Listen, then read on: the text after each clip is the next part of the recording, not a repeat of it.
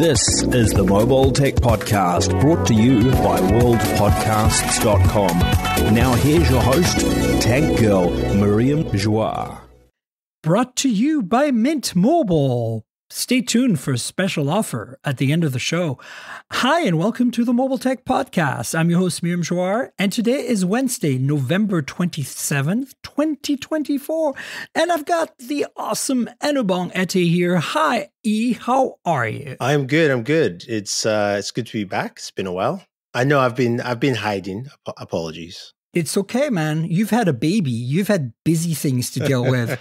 So I'm super glad you can make it on the show today. You know, you've been putting up some great videos of some content on devices that I haven't accessed yet. So that's kind of why I wanted to have you on. And then, you know, there's the usual Chinese phone news that my audience just eats up. So we'll go through that as well.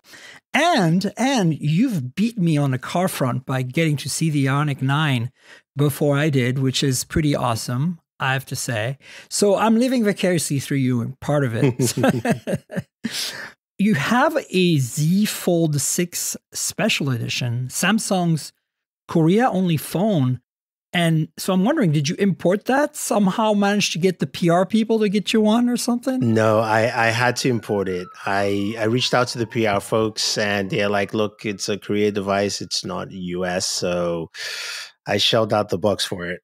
Yeah. I mean, I figured because, you know, you're a big Samsung fan, you might have pulled some strings with Korea headquarters or something.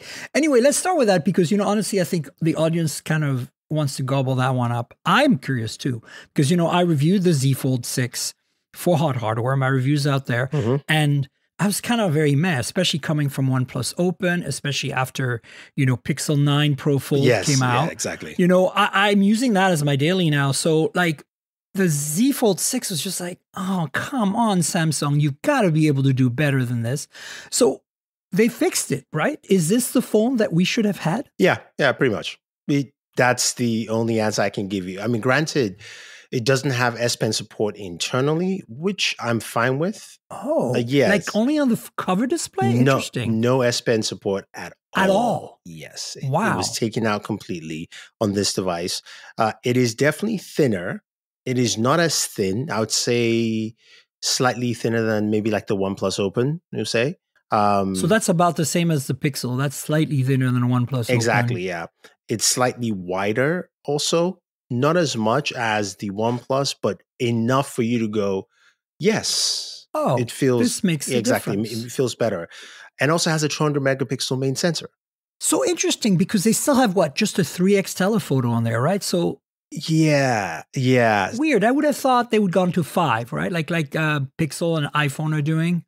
I think one of the things with this device is this device reminds me of the statement the Samsung, I think CEO said after the launch where he was complaining that, look, not enough innovation. We saw those leaked memos, right? And what I think happened here is that I feel like this was on the slate for release as the Z Fold Ultra, which we heard the rumors for, and it got scrapped. And I think this was meant to have the same cameras as the Galaxy S. The Ultra. Yeah, the S24 Ultra. But because this is now a last-minute release, they just went with the main sensor, which is one that, you know, they can easily throw on there and say, we'll just keep the rest the same and then make the added improvements here and there. So it is better, but I feel like it's still a little short from what I think they wanted to do. Which is where I'm so you think they just whipped this together last minute, basically, based on what they had already done, kind of thing? Yeah, it feels not in a build quality way, more in a no, I get it, more in just the fact that like they went, we got to do something, and let's do maybe because if they had changed the periscopic lens, it might change the way the camera is housed a little bit. So they were like, let's not touch that because we're just wasting money. So I feel that's the case. But the device feels very nice.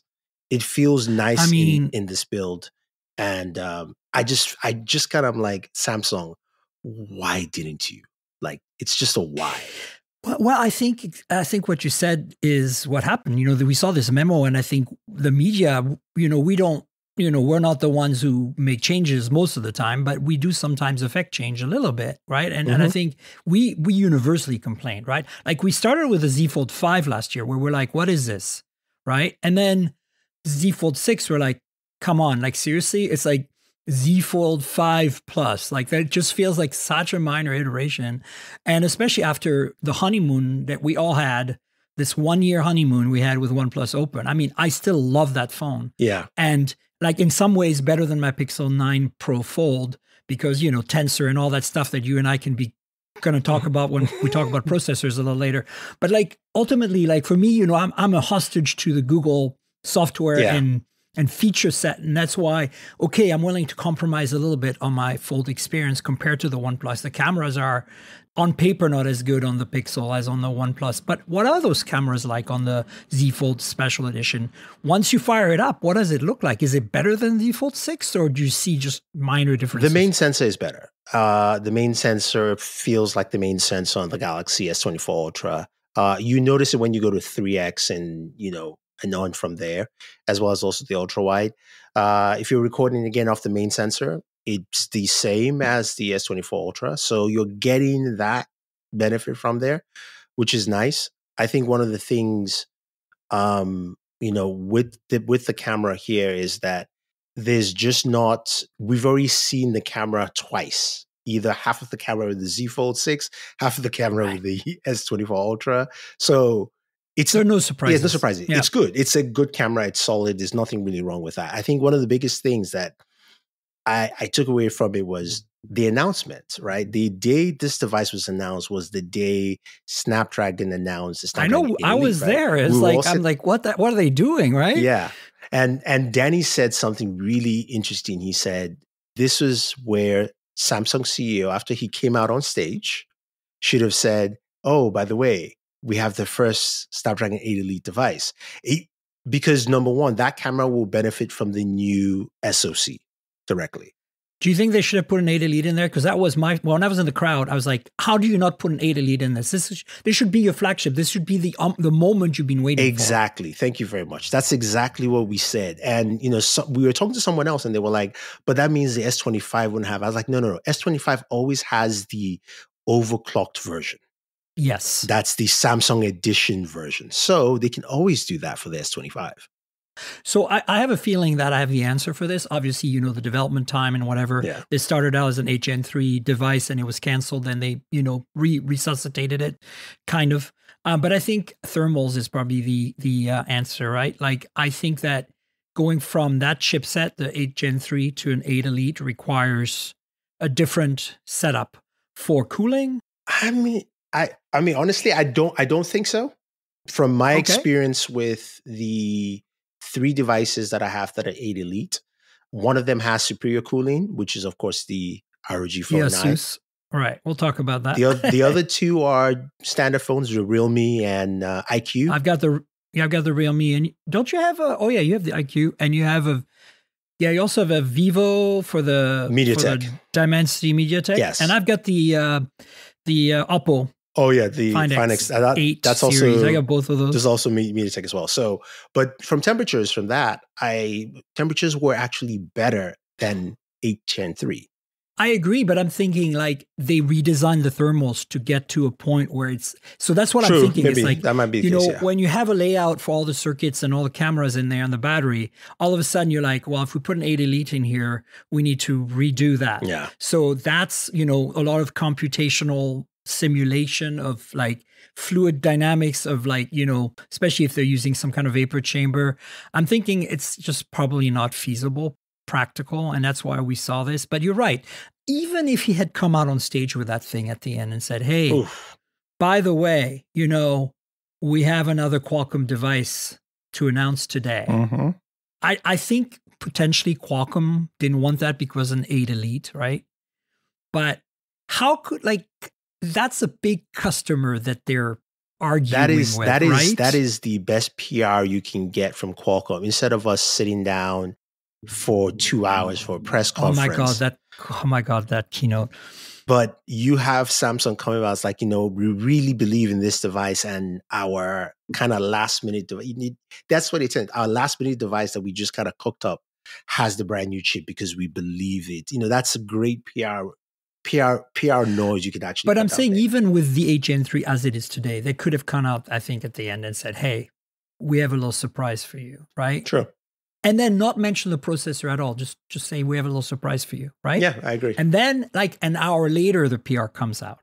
And then we can be disappointed and we can yell and scream. Because we would have yelled and screamed, what do you mean it's not 8 Elite? But we also already yelled and screamed, what do you mean it's not 8 Elite, right? Because we got the news the night before. It was really weird. So it's thinner. It's a little wider, but also notice from your thumbnail a bit taller. Yes. So that's fine. Yeah. So is the aspect ratio still that really weird? Because that's the thing I love about the OnePlus and about the Pixel. It doesn't matter what the front surface area size is. I love that it's just 20:9. Yeah. It just feels familiar. The aspect and then ratio is. Yeah. It's exactly what you think. It's a little bit weird. It is better, but it's still a little weird. It's a bit weird. Oh, Samsung. And I realized keeping it weird. I realized what it is. It's I can't remember who I was talking to, who has a little bit of a know-how with their hinge. It's because of their hinge design. It has to change for the aspect ratio to change. That's right. That's and actually, you make a good point, because if you compare the OnePlus Open to the Pixel right now, side by side, cosmetically, they look identical. Same size screen, 6.3, 20:9. However, the Pixel has that extra band of metal by the hinge on, so it's not as symmetric as the OnePlus. Yeah. And I know some people are really pissed off about that because, they really notice the OCD's kicking in. And I hear you folks. If you have that problem, I understand. But I'm just saying, like, it is hard to design a good hinge. And even Samsung, who's done this for 6 years now, 5 years. Yeah. Obviously, I think everybody needs to look at Huawei/Honor, because I joke about this, but I always feel like they're still the same company. But the Magic V3, this is how you make a folding phone. Oh, yes, absolutely. Still, right? Absolutely. And in fact, I think we'll talk about this in a minute. There is a new Huawei folding phone out. And I believe from the specs that I looked at, it's the same almost chassis dimensions as a V3, which makes perfect sense if you think about it. Yeah. That phone still blows my mind, man. Like, it just feels like it's from the future. And you've played with the Mate XT or whatever, the crazy trifold. Oh, that thing, so future. So here's the funny thing about the whole thing with this is that, last year, Samsung had the launch event in Korea. Yeah. Went to that. We had a tour, and there was a section with the designer of the Z Fold. And he showed a Z Fold that looked, and I kid you not, dimension-wise exactly like the OnePlus with an S Pen built in. I remember it has silo for the S Pen, right? And then if I go back a year before that, I'm spending time with Samsung Display. And I always keep forgetting that Samsung Display is a different company than Samsung Mobile under the same group. Obviously. But they showcased the trifolding, exactly the same hinge mechanics as the XT, not as thin, then it was thicker, but then that was 2 years ago. So it changes. And they also showed one that was as thin as the Honor, almost as thin as the Honor, but maybe slightly thicker as well back then. And I asked them, I was like, when is this coming to Samsung? And he looked at me and said, when we have a customer that wants to buy it. I was like, yeah, you see, I have a problem with that attitude, because you see, this is how you become LG, right? Like, no offense to Samsung, but like, you need a Halo product. Look at Huawei, right? Like, Huawei has been beaten down by these sanctions. Like, I personally love their hardware, and their software is debatable, but their hardware. And, and I understand the sanctions, like, I don't really have an issue in the sense of like national security, I get it. But I do have an issue that they're doing it with consumer products that people can buy and can test for, underground data, sent to China kind of stuff, right? Like some kind of security stuff. So I don't understand why they banned the consumer products, right? That's the thing that is weird to me. Like, I understand why they banned the chips, but why ban the consumer products? I can answer that one really quickly. You can thank Tim Cook. That's probably true. Yeah, I mean, or Samsung, the Samsung guy. But my point is, going back to what we were saying is, like, I feel like they were so innovative, and them not being in the game anymore for the West has been slowed everyone down. I mean, look at the iPhone. The iPhone is in such a sad state. Like, don't get me wrong. It's extremely satisfying. I just bought a 16 Pro and upgraded from a 15 Pro Max. And I have to say, Anubong, I'm not an Apple fangirl. You know, I use my Macs, but that's about it. Yeah. Holy crap. Transferring from one phone to another has become, I was singing hallelujah. There were angels when I was doing this thing. It took less than 15 minutes for me to have a perfectly set up phone.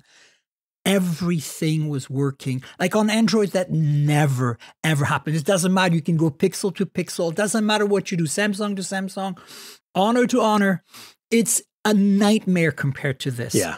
Like the fact that then when I was done, my iPhone 15 said, hey, would you like me to do a full reset? I'm like, whoa, wow. Like I know that for a lot of people, this is like their everyday because they buy a new iPhone every year and they're like, yeah, whatever, what's the big deal? But you don't understand from an engineering point of view, as somebody who wrote software, the incredible amount of work and detail this takes to make happen. To have it reliable, going from old iPhones to new iPhones, some of them not on the same OS, it's unbelievable to me. But at the same time, I look at this hardware that I just bought and it's boring AF, man. Like it's so not interesting. There's nothing about this phone that makes me excited. Nothing, not even the camera control, because that is not even fully baked. I'll give you a very, very good analogy or an example for you. So I came back from Apple. I had my iPhones with me. My wife is an iPhone user and she says, oh, the new iPhones, let me see. She looked at it. She said, it looks the same. She says, what's new? I said, there's a camera button. She looked at me and went, I'm not upgrading. That's it. Yeah. I mean, I don't blame her. She just stopped. And that's a regular iPhone user who upgrades almost every year. Yeah. Well, you know this. I don't get phones from Apple. So I got my iPhone like on my own dime. And so what I did is I got a 12 a while back and then I upgraded to a 15 last year. That's how many years I waited. Because on a 12, I could still test all the software and the OS updates and everything else. There's a few things I couldn't do. But here's the thing. Listen, this is a crazy thing. The only reason I went to 16 this year is because of the better ultra wide, 48 megapixel ultra wide. Because I actually shoot my video with a Blackmagic app, and I use a lot of close-ups, and I can't do macro with the main sensor anymore. Yes. So I use the ultra wide, but then I crop it, right? So I'm shooting at 4K and I crop. So then if I have a 12 megapixel sensor, it starts getting crunchy if the light is poor or whatever. So even though, you know, Blackmagic lets you set the exposure and the white balance and all that, I find this, I tested it already and it's just like, wow, much, much big improvement. And of course, I wanted to try the camera control, but I actually went to a 16 Pro, which is smaller because now that the cameras are the same, I don't need the Max anymore, you know? True. So it's funny when you mentioned the iPhone, to me, my favorite iPhone this year is because I like larger Non-Pro. phones. It's the 16 Plus. Yeah, 16 or 16 Plus are my favorite. Yeah, I agree. Colors too. Colors, the cameras are also really good on them. The one thing as a gamer that I found out that was very interesting is the difference between the A18 and A18 Pro. It's like that. Tiny difference. GPU is definitely better, but you know everything else is almost relative at that point. And then you're locked into a 60 hertz display. That's the big bummer. But that's hopefully they fix that soon. Yeah. I mean, I'm just saying that Samsung and Apple have been resting on their laurels. I mean, I think the next trifold we're going to see is going to be from Honor, and I wouldn't be surprised if it looks almost identical to the Mate XT. And when that happens, I might break the bank because that thing is just I can't not have that. It's just too good, especially if they make a global version. If they don't make a global version, you know, there's a lot of things that are going to be a little iffy. But anyway, we'll see how it goes. So Samsung made us a special edition. Interesting. Do you think this is a one-off? Like we're never going to see special editions again? Next year, there'll be a proper Z Fold 7, or there'll be two models, maybe an Ultra and a regular, or an FE for a more affordable model. What do you think is going to happen next year? From all indications, we're going to have some variants of special edition. So there's going to be an S25 Slim, according to rumors, that. Right? So we're getting a regular, a Plus, an Ultra, and a Slim, I think. Yeah, no, Slim is not coming at the same time. Okay, so later. It's later. They also will be a Flip FE.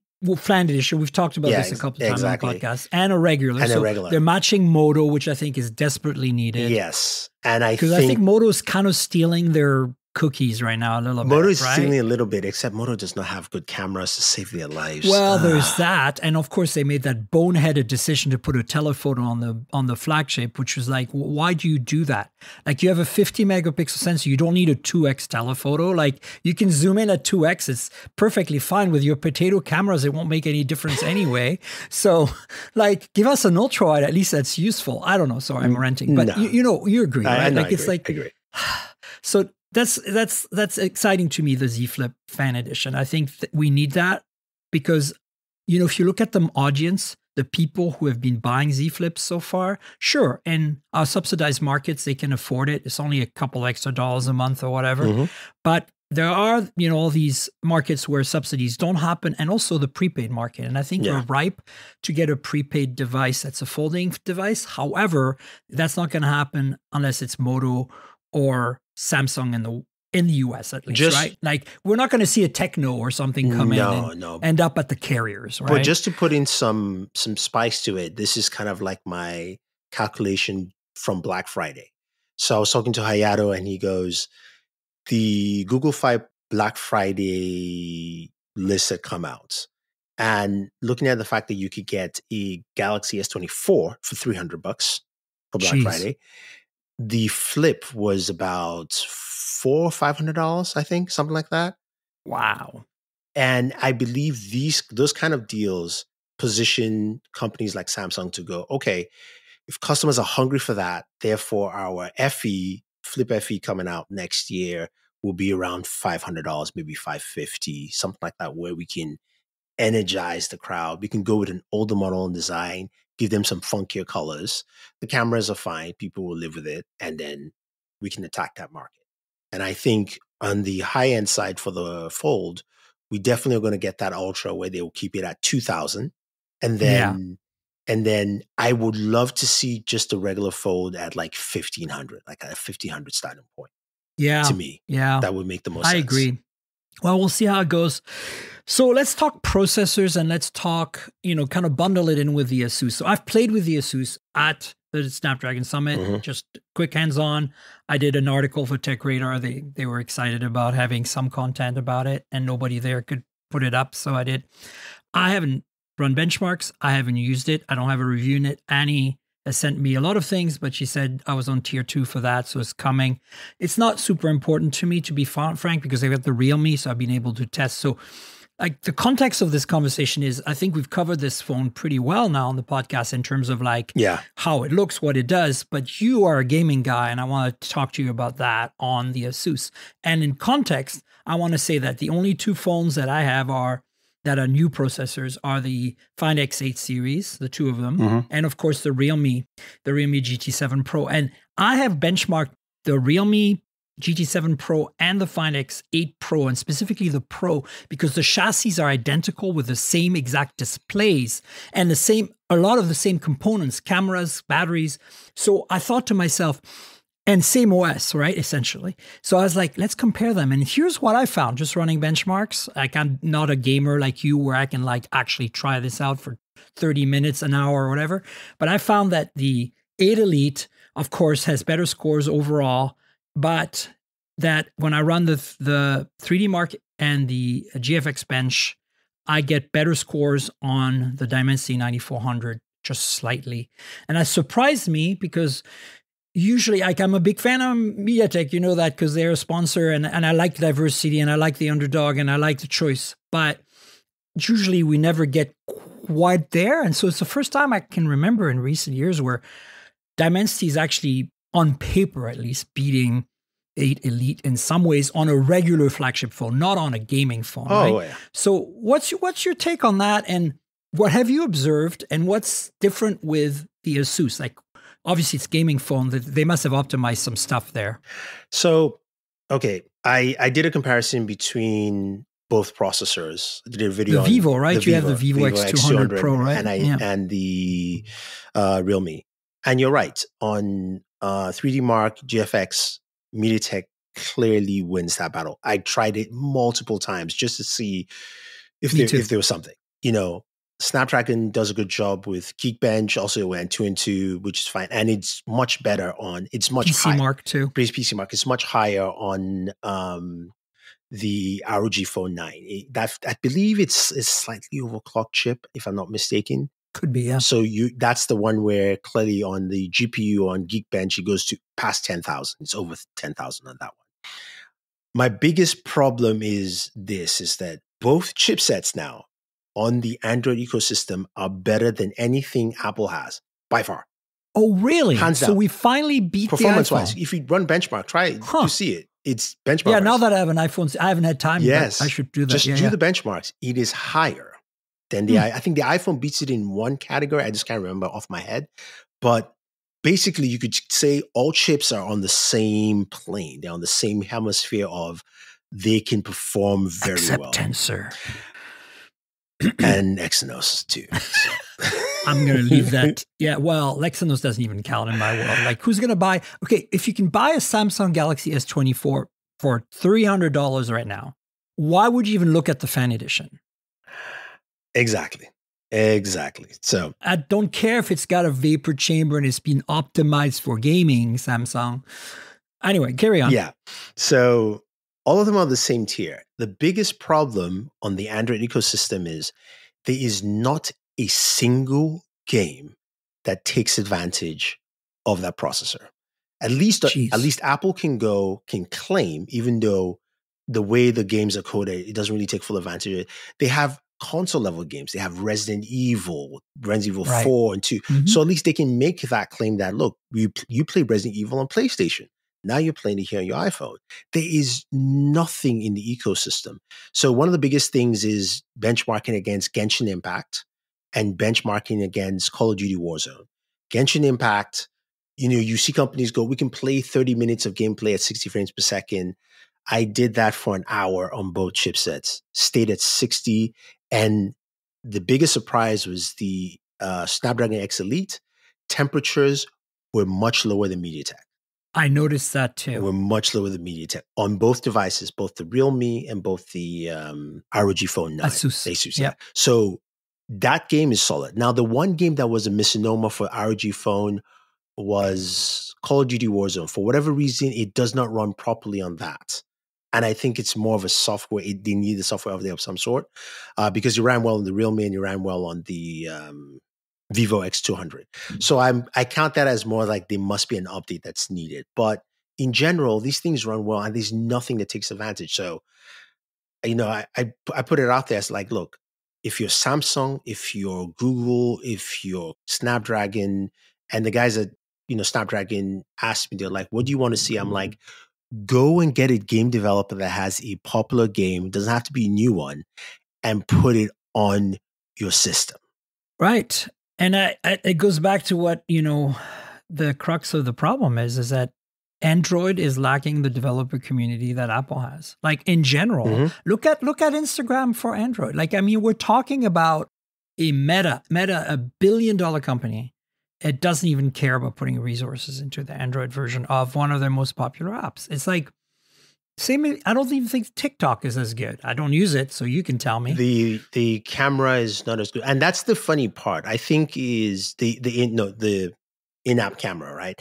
The funny part is that most users for all these apps, whether it's Instagram or TikTok, are on Android. No matter how you spin they are. Yeah, I mean, I'm just saying like for the manufacturers.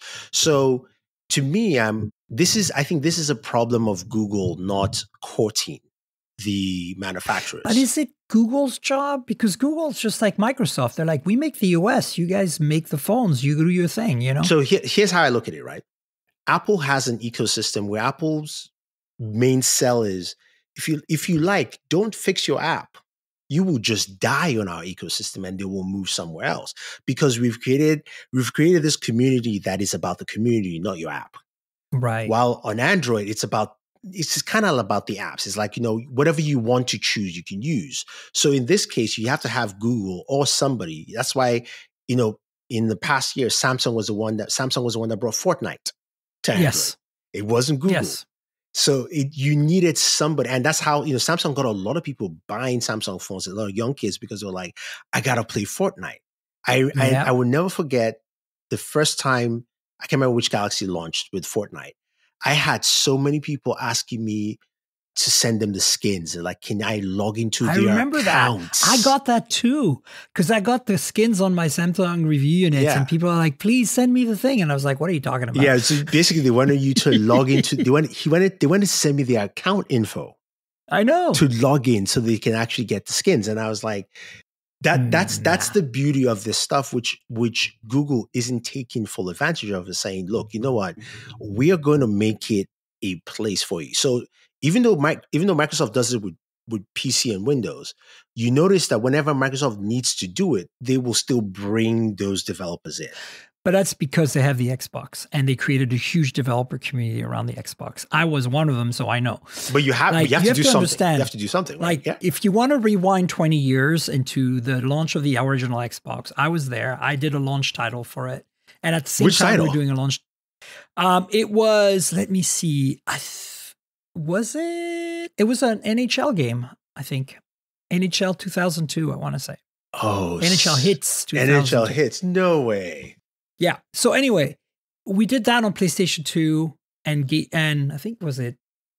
GameCube? Yeah. Anyway, GameCube the point is 3 launch titles, 3 new platforms, right?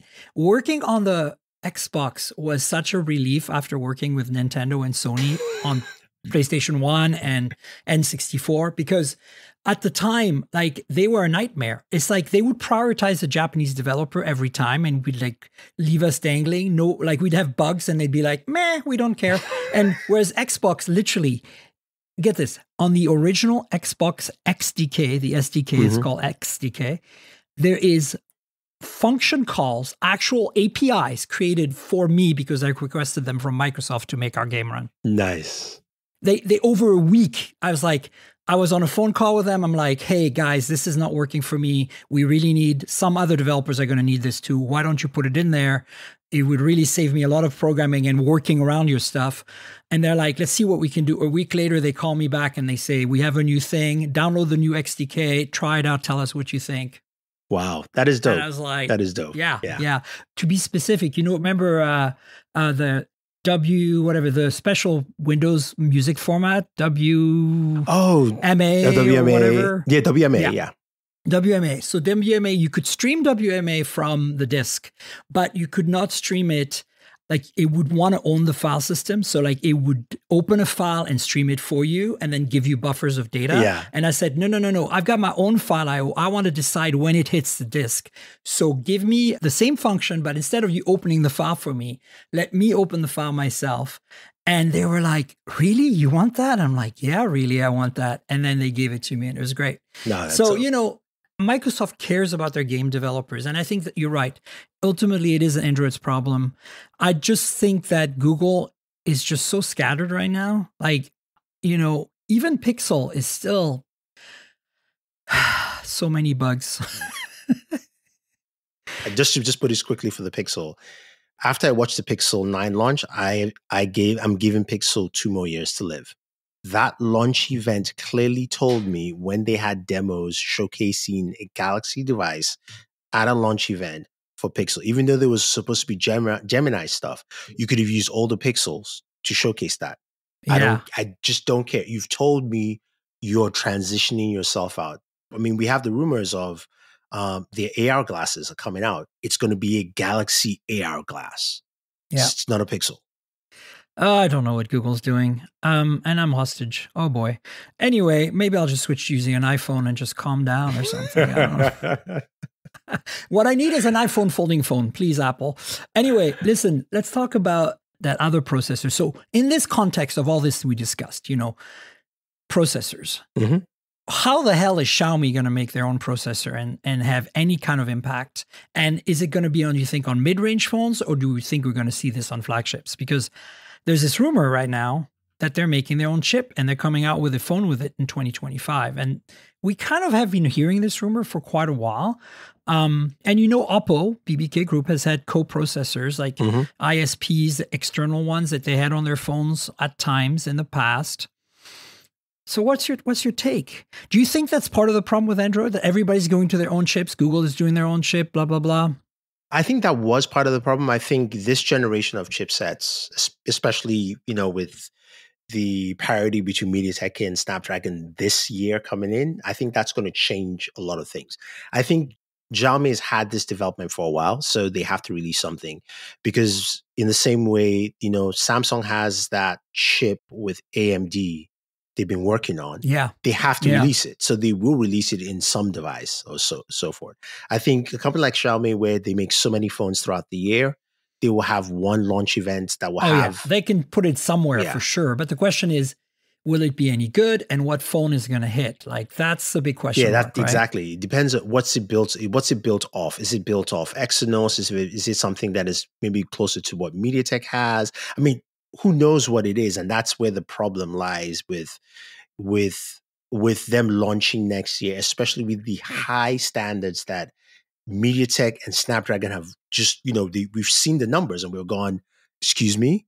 So they have to match those numbers unless they're coming in with a mid-range. Yeah. And that's but then at least they have to match the Exynos 2400. Exactly. Which is still not a given, right? Like, I mean, Exynos keeps improving. It's still, we laugh about it a lot. It's like Tensor. Like Tensor, the G4 is kind of laughable, but it's also relatively decent now. Yeah. Like, I think of as a mid-range chip, I think it works really well. Yeah. Right? Like, I don't think it's a flagship chip, but that's just me, and I'm willing to live with it. But I think that, we'll see how it goes. I'm just kind of curious what your take would be, because my gut feeling is they must be rebranding or rearranging somebody else's. I don't see them developing using ARM IP from the ground up. That's crazy. No, that's Nobody too much does work. that. I think they went into that. I would say probably it's been a 2-year cycle where they looked at either something from Exynos or who knows, MediaTek. Or MediaTek, MediaTek. and just said, okay, we want to build something out of this, especially. I know, it's Unisoc. Oh boy! But here's the other thing too. I think this is also them looking at it from the perspective of sanctions and tariffs from the US. Oh, I understand that. Yeah, and that's also a possibility where they're going, okay, look, you know what? We may be banned from the US. We may not be able to get some of these chips down the line. So to cover the rest of the world market that we have, we need to have something in-house. Yeah, that makes sense. No, So, it's smart. yeah. It's smart. All right, let's talk IONIQ 9. So I'm so excited that you got a hands-on or first impressions that you sat in it. I've reached out to my folks at Hyundai. I know they probably prioritize creators for this. It's totally okay. I'll probably do the first drive when the time comes.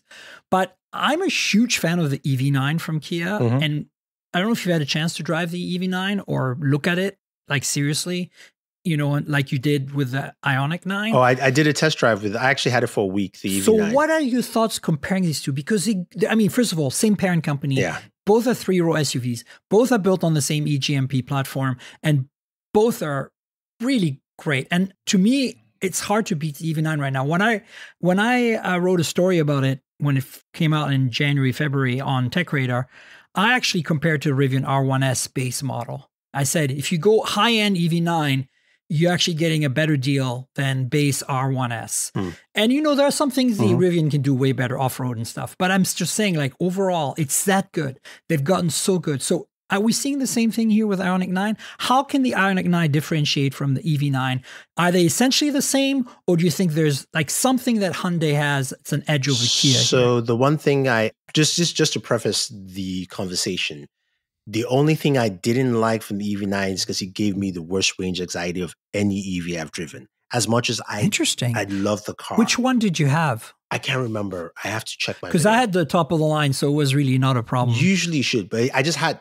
Maybe there was something up with the car because I remember we went to the movies. The movie theater is 6 miles away, so it's basically 12 miles for a trip. It's winter, so I'm expecting some drop. I had like 150, 160 miles. By the time we're coming back, it said I had 25 left. So I was like, whoa. Yeah, exactly. Something was not right. But that was my biggest complaint from the car. That range anxiety I got from that. But with the IONIQ 9, there are a couple of things that I do like from a techie perspective. I like the fact that they did state that all the cars within all the SKUs would be 300 plus.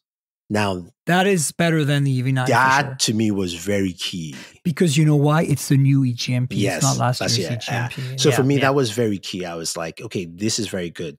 The second thing is that it's, I think the maximum range should be about 385, depending on whichever one that you get that. We'll see what that actually turns out. Also on the Tesla charging network as well. Yeah, now they have that. Which is, so does Kia. That's also good. And then internally in the car, it's all USB Type-C. Every single port is 100 watts. Yeah, you know who else has that? Tesla, but that's about it. Yeah. There's really nobody else doing that right now. I was like, okay, this is good because I saw it in the front and then I saw it in the second row. I saw it in the back. I was like, this is great. So it doesn't matter where you are in the car. It does well. Now, in terms of space, I felt like the IONIQ 9 might be a little bit bigger in terms of the internal space design. Again, I have to almost compare them side by side because it's been a while since I've seen the EV9. I will say though, it does. They talked about this whole idea of kind of like comfort, like home comfort in the sense like you should feel at home in the car. The idea is kind of like IONIQ 5 is a good example of a car that really does that. And you kind of get that same feeling from this vehicle as well. So a lot of that very comfortable, me and my kids are in the car type of feel that, you can take it on the road with you and enjoy. I think a lot of things where this car either wins people or takes away from people is the design. Yeah, I'm not as excited as it was with EV9. I like the EV9 better. That's just me, though. Oh, no. And I wouldn't stop me. I would agree. I absolutely If I was shopping, I would, probably look at the numbers more than the design. But I think the EV9 has a very striking look. It's very different, but it's very distinct with that difference. It's like, okay, I'm going to be this. And they're like, this is bold. This is nice. I love it. The IONIQ 9 feels like they went with... Feels more mainstream to me. Not even that. More accessible. See, I feel like they forgot which, or they couldn't decide on which design language to go with.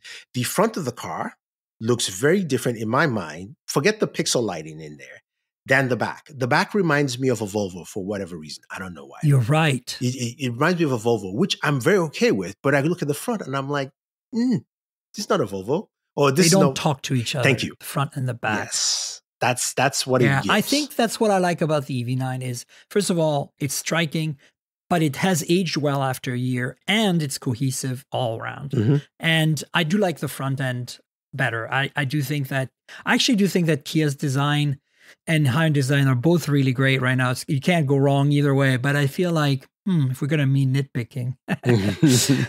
But what I'm interested to see is how it drives. I have every EGMP car that I've driven is great. I currently have a Kona EV, the new one, and that is not EGMP. That's a 400 volt, it's kind of basically going to get replaced by the Hyundai IONIQ 3 or EV3, whatever it is. And I have to say, I'm very impressed. It's front wheel drive. It's not really my thing, right? It's like a, 250 mile, go around town EV. But man, it is so solid. Like you can see how much they've taken from EGMP and put it in their cheaper car. Because remember, this is a gas hybrid platform that they made an EV on, right? It's not optimized. Yeah. But still, it feels like a pure EV.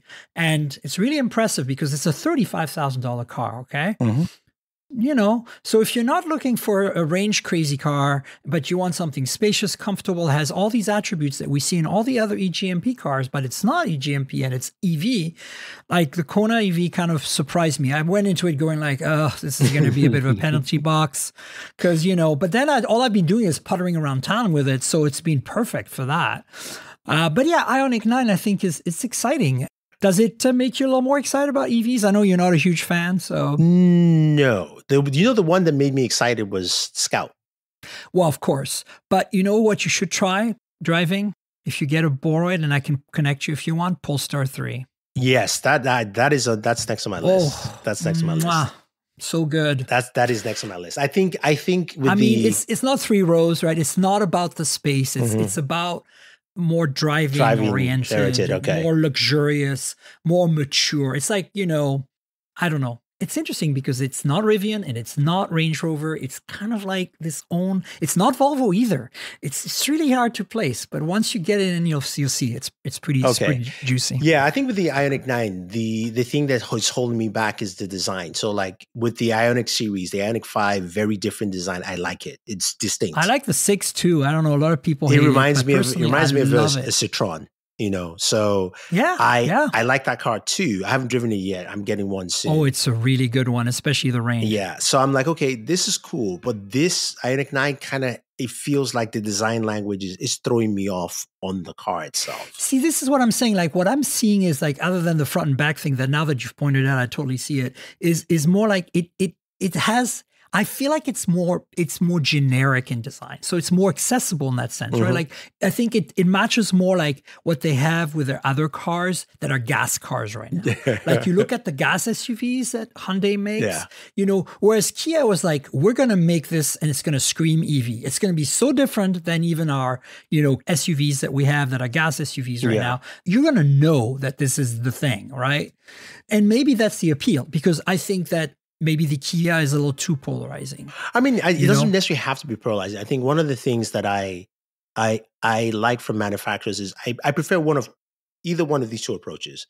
I like the BMW approach in the sense that it just give me the BMW series I like, then I pick my platform. Electric or gas. Or gas, and then, now they want to introduce hydrogen, whatever platform it is, but I was like, I know it's a BMW. Done. I get what I want. Right. And then I also like what Kia is doing. It's like, our electric is this, our gas is this. Pick your choices. If you want, you have a very distinct look, and you're not going to be confused in any world that it's a Kia EV. That I think is very clear.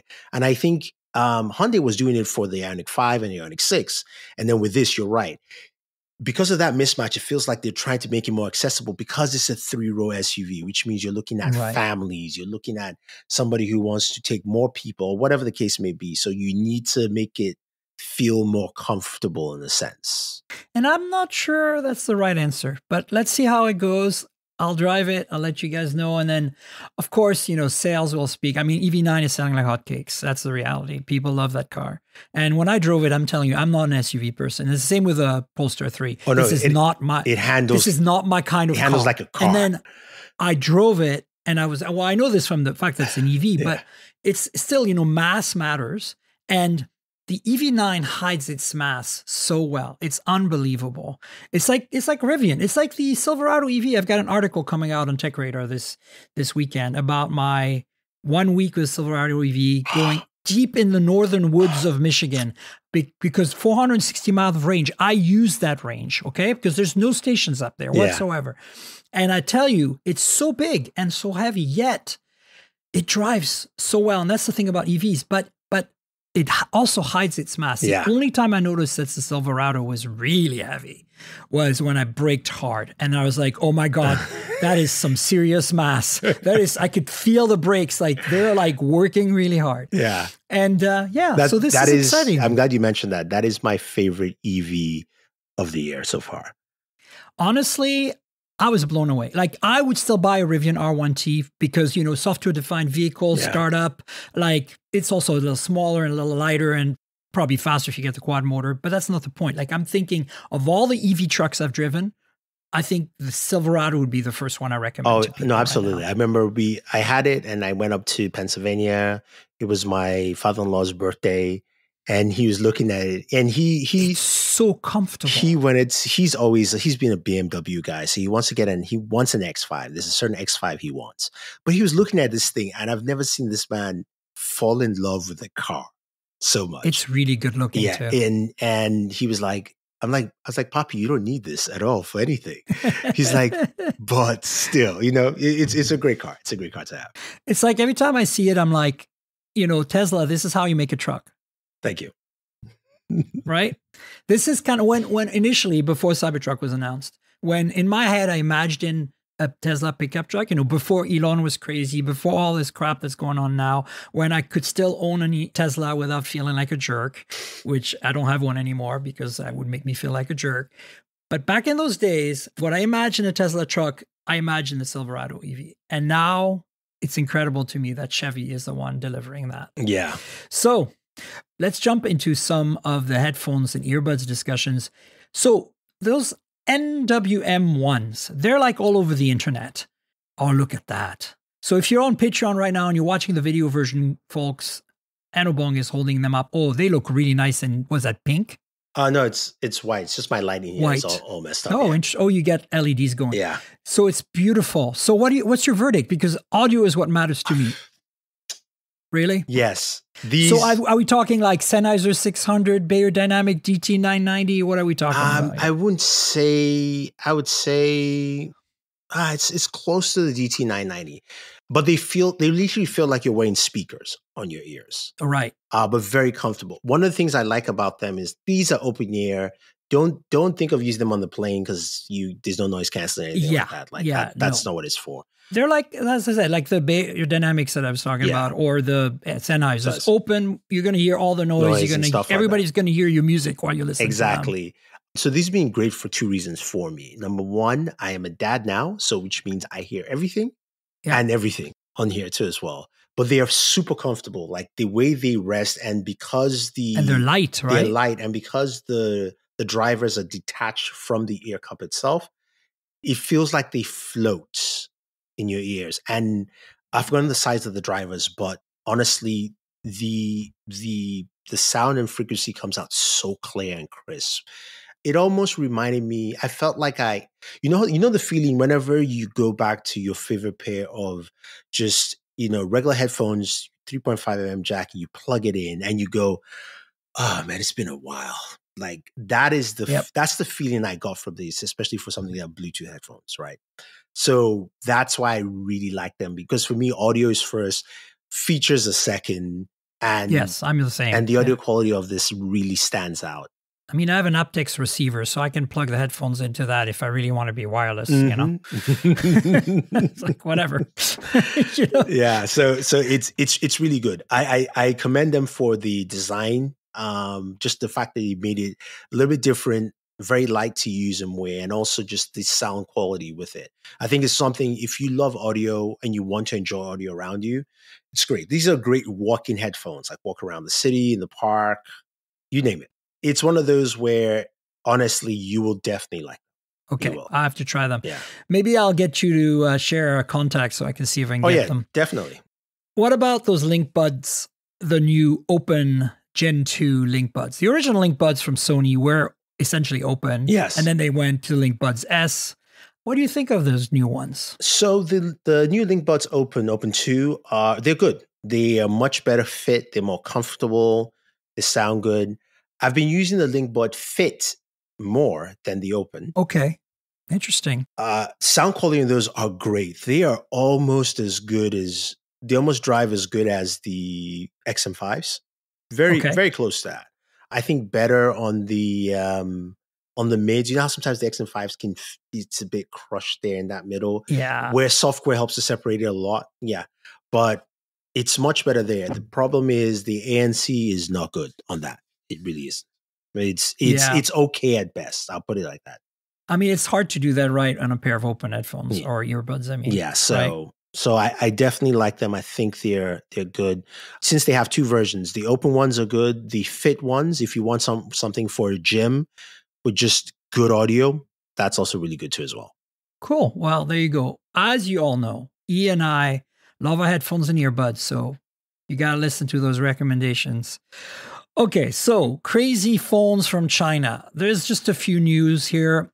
We knew these were coming because they were kind of like rumored. Some of them we knew were launching on the 26th, which is behind us now. So Oppo Reno 13 series, mid-range from Oppo. Nothing too surprising here, except that they have a new MediaTek chip that came out for this phone, the Dimensity 8350. We've had an 8300 for a while. And obviously, this just looks like one of those, like, we tweaked a couple of things for you kind of chip, right? And MediaTek's done that with nothing before. Yeah.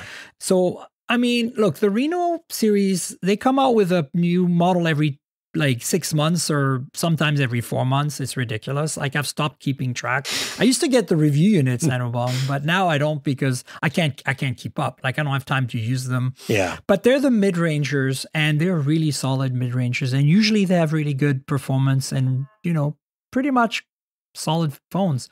But, what's your take just looking at these real quick? I mean, it's okay. One thing about the Reno that I don't like is I think Oppo has watered down that line so much. It used to be special. Yes. It doesn't feel special anymore. There's almost nothing to it as to a point. But I mean, knowing MediaTek and their mid-range chipsets that are really solid, I think it's a good idea because it's now that kind of line where you throw something in that works. As long as it works well, does its job, I don't see a problem. And it looks so iPhone, the design. Like the Renos used to stand out and have such a cool, unique design. This looks like an iPhone 16, especially with the slap sides. But it does have wireless charging, which I believe we've never seen on the Reno series yet. So that is true. That is true. Yeah. So anyway, I'll link to all the videos, by the way, that we talked about with E today, and I'll link to all these news items. The next phone is, and this is no surprise because we got the Red Magic a few weeks ago. This is the Nubia Z70 Ultra. It's essentially the same chassis and overall, parts bin as the Red Magic 10 series, right? Yeah. But this is the flagship, not the gaming phone version. So you don't get, the trigger buttons and the fan, but you get better camera system. Yeah. And actually, I'm excited about the fact that, one of the things that I liked about the Nubia flagships is that they've always had a main sensor that's 35 millimeter, which I think is a better focal length than the 24 or 25 that we see as main sensors on every phone, because they take their ultra wide and stretch it all the way to 1.4x, right? So 35 millimeters.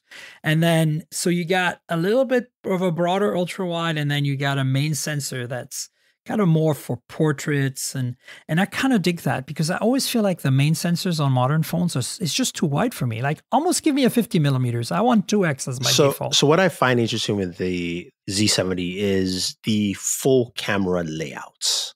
Yes. It takes up the whole top quarter or third of your device. They're not messing about. I mean, and I believe, are they 2 flashes here? There's a flash as a ring where the fan would be if it was a Red Magic phone. Right. And there's another flash at the top as well. I think you're right. Yeah.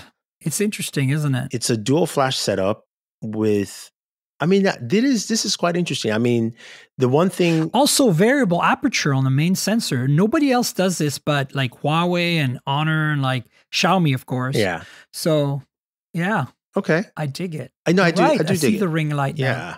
I was looking at it. I was like, "Is that a fan?" No, it's not a fan. It's a ring light. Yeah, I like this though in the sense that it allows for the cameras to breathe. In the sense that, imagine the one thing that Nubia always offers is their software for processing with cameras. But if you take the same approach where you gave it to an Apple or Samsung or Google and you apply their processing and say, "Okay, look, go to town." Make sure your periscopic zoom is proper. You can stretch it out. You can place it. Nothing else disturbs it. Your telephoto, it's on its own. And then you can have that massive sensor for your main, for whatever you want to do. Yep. Give me pictures. Let's see what you got. I think you would have a very awesome experience. But I do like the setup here. I think nice. And also it looks really good. Like I like the industrial design. I've always liked that really squarish design that we've seen with Red Magic and Nubia in the last couple of years. And this has a dedicated camera button. It's mechanical and it's double detent. It's a proper thing, like a real camera. So I'm kind of dig it. I want to see if they'll send me one because they always send me the Red Magic, but they never send me the Nubias for some reason. I see. They never send me the Red Magic. I always buy the Red Magic. Yeah, I need a Nubia contact because I would love to try that phone out. Well, myself. It's the same PR people. That's the thing that's weird about it because like my contacts are the same and they never send me one and they always send me the other. So. Oh, God. I mean, at least man. we need to talk to the contacts. We're like, okay, let's we need to like swap set around. them straight. Yeah, I know, right? And then we've got a couple of Huawei phones, and those again we were expecting. The Mate 70 series is their kind of regular, flagship phone, right? Yeah. It doesn't have anything particularly special, except it has a new Kirin, which is the 9200, which is like, we don't know. we don't know anything about it. It's kind of like when the Mate 60 came out last year and we were all losing our minds because we're like, oh no, did they make a 5 nanometer chip? No, they made a 7 nanometer chip that performs like a 5 nanometer chip. So I think this is just an evolution of that, right? Would you say? Yeah, I think so. I think it's an evolution of that. I mean, the one thing that I would say kids of today wouldn't realize is how Huawei really kids these days. Huawei really set standards in the industry. And even in their own right, I'm looking at this device, I'm looking at the hardware, I'm like, it looks really nice. It's just that, of course, the engine that drives it is not as powerful. Or that should it's essentially a mid-range chip, if you think about it. Yeah, it is. But the cameras, like, I played with some of these Mates, and the cameras are still so brilliant. Like, they still have their chops, man. Yeah, they do. It's a good-looking phone. It's a simple, straightforward, good-looking phone. 100%. I'll put up some links to specs for you folks. We also got that folding phone I mentioned, the Mate X6, and this is basically a clone-ish of the Magic V3 from Honor. And look at it. You look at the camera bump, you're like, okay, which phone am I looking at here? Pretty much what we expect, right? The thing that's interesting about both of these is that they're running the new OS from Huawei that's not Android based. Yeah, it's the latest Harmony. OS 5.0, I think is what's going to come. Yeah, it's going to ship Harmony OS 5.0, which is not Android. Yeah, interesting, isn't it?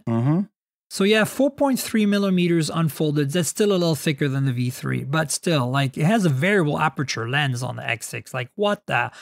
I kind of want to say that Huawei's done this on a folding phone before, but it's getting ridiculous. See, when I see this and I see the iPhone next to me that's recording backup audio right now, I'm like, I spent how much on that phone?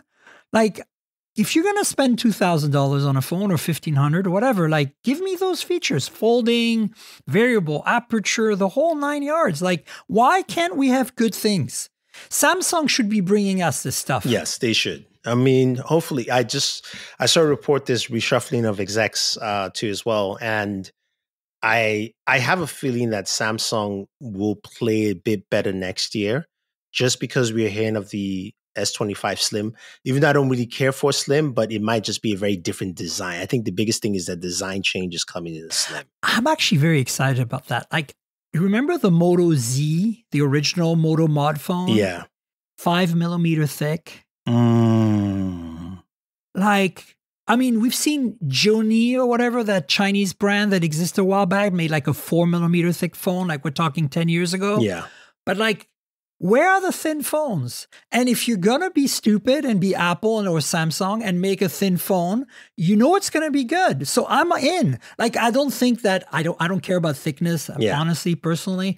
But like, I like this development. It means slightly different form factor for North America. Yay. Something new. Oh my God. Especially if the rumors of the iPhone pan out, the 17 Slim, whatever it's going to be called, Air, I guess. Yeah. A single camera. How are they going to pull that off? My gut feeling, and you tell me what you think, I know, Bong, is the Samsung will have multiple cameras because they're Samsung. But Apple's going to do one camera and have the courage to do one camera, right? Air quotes. But here's the thing. It's going to be a 0.5x. It's going to be a 200 megapixel 0.5x. And they're going to use it all the way to 5x. That's what's going to happen. I mean, it's all going to be software. That's the only way. It's going to have OIS. It's going to have autofocus. It's going to have like quad or 16 pixel binning and the whole 9 yard. And they're going to do some crazy software. And they're going to be like, look at us. And we're all going to laugh and shake our heads. That's what's happening. I mean, I agree with you. I think that's the only way you can achieve that. I mean, my own problem there is that, you know, with that, are you like, would they go with a larger image sensor size itself? Because I don't see it matching. Z-depth. They might using a tetraprism like they're using today on the telephone. I mean, yeah. That might help the Z-depth. Yeah. I mean, we'll see. We'll see. But if they go with just one camera, that's fun to actually to play with, to see. Right? To see what's still new. Exciting. Yeah. Like, it's like danger. You're playing with danger here. I love it. This is one thing. Like, this iPhone is so boring. I want iPhone danger. I want danger iPhone. I want Apple to take chances again, and not stupid chances like removing the headphone jack. I actually think that trying to do a single camera solution that would fit anything up from say, 0.6 to 10x and not be complete potato, it would be very interesting and challenging. And I bet you the engineers are up for that. Oh, yeah, absolutely. I think that's also going to help processing as well. I mean, like your software is going to do a lot of heavy lifting for you. And as that's also going to just generally help the regular iPhone too as well, because you're looking at something that is taking one lens to accomplish every single thing possible. I mean, they most likely won't have macro in there because, I mean, they should actually because it's ultra wide. Yeah. It's ultra wide. Yeah, I mean, that's my theory, right? I could be completely wrong, and there might be like forget the ultra wide and pull like a Moto Razr, and we'll be really pissed off. But I hope not. We'll see what happens. Yeah, it's going to be interesting. See, what I want though from manufacturers is it's interesting. I'm saying this. I want to see better selfie cameras. Oh my God, so true. Better because it's a thing. There's a huge market that uses it. So many people take selfies. I mean, you see friends quickly. We go to events. I see you quickly. Like, hey, I got to take a picture. It's just a snap. And then you're like, I'll catch you later. There's no waiting to pose. So why is that camera still lagging on almost every single device? Like, why? Yeah. And also, that's kind of why I like to use folding phones, because I can just use the rear screen or whatever, take a photo. So, yeah, good call. Listen, we need to wrap up. Do you want to tell folks where they can find you on the internet, all your various social media handles, and pimp out your YouTube channel and everything? I am bored at work. Not now, but all the time. You can find me everywhere as Bored at Work on YouTube, Instagram, Twitter, Blue Sky, TikTok, you name it. Threads, everywhere. Yeah. There you go. And that's BOO, folks. Yeah. Bored at Work. So go listen to E because he knows what he's talking about, especially when it comes to gaming, headphones, that kind of stuff. But everything. You do appliances, you do it all, cars, universal adapter. Awesome.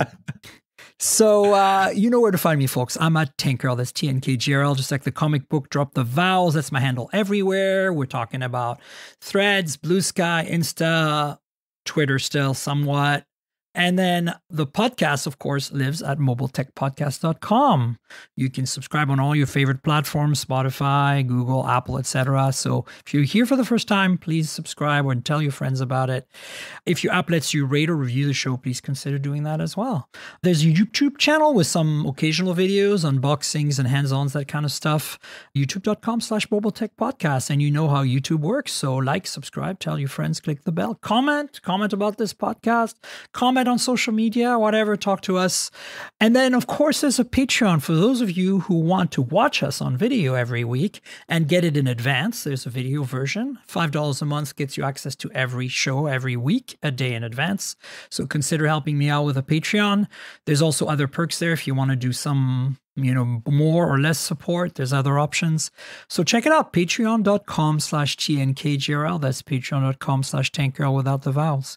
And if you don't like Patreon, there is a link in the show notes. You can click and make a one-time donation with PayPal. So consider that as well.